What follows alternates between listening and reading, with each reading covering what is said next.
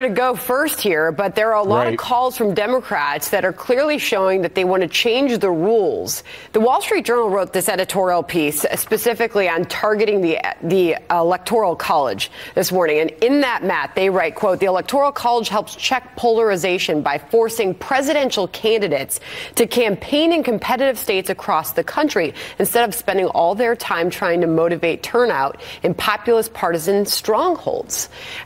What is the goal here, and why are we hearing growing calls to change this particular rule? Well, because the Democratic Party is embracing radicalism and socialism. And, Sandra, the reason why we have things like the Electoral College, which is in the Constitution, is because our founders believe that small states and rural populations should be just as important as the big urban areas. So it's not just, at that time, it wasn't just about Philadelphia or New York City, but it was about rural areas too. And so they baked this into our founding, including the Senate, where a small state like Delaware gets 2 senators, just like a big state like California. And what you see with the Democrats, it's all about racial politics. It's all about the cultures and the values of the big urban areas. And that's who they're playing to.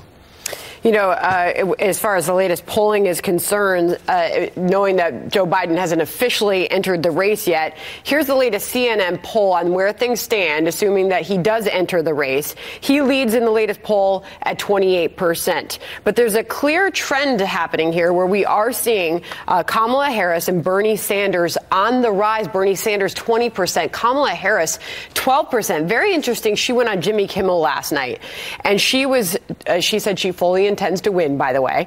On the Electoral College, though, specifically, she said she's open to abolishing it. No question, the popular vote has been diminished.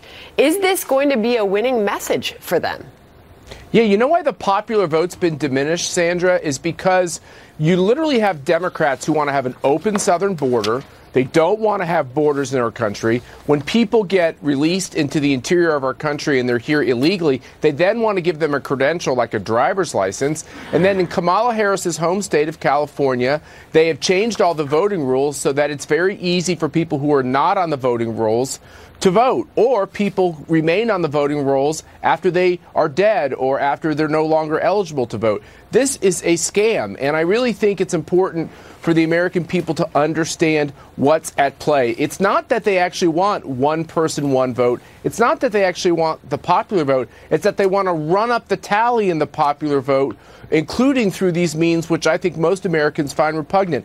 When you get your ballot in the mail, you should have to fill it out. You should have to turn it in. It shouldn't be given blank or in any other way to some kind of Democratic operative who can play games with that ballot. We saw that happen with a Republican in North Carolina. We're seeing it with Democrats all across the country. We will not have honest and secure elections if these laws continue.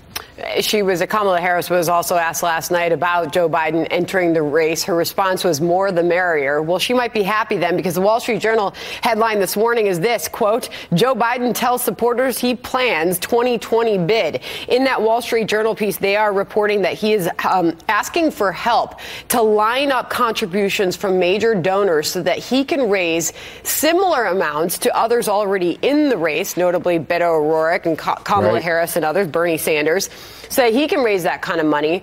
They're reporting that he's concerned he can't do that. Look at these numbers that he's competing with here. O'Rourke, $6.1 million in the first 24 hours, Matt. Bernie Sanders, impressive. Nearly $6 million in the first 24 hours. Kamala Harris, $1.5 million in the first day after announcing that she was running. Can Joe Biden raise these kind of numbers? I think he can.